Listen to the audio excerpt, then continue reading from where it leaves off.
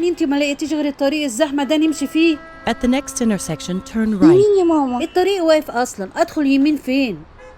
طيب يا ماما خلاص، لما الطريق يفتح يبقى خش يمين. انام بقى شوية لغاية ما الطريق يفتح، ماشي؟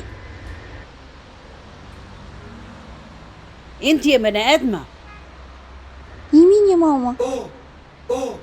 اطلع الكوبري ده ولا لا؟ يمين يا ماما.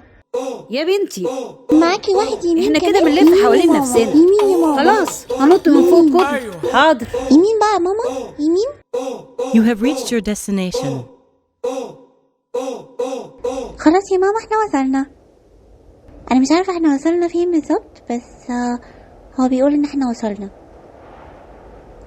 انتي بتبصيلي كده ليه يا ماما؟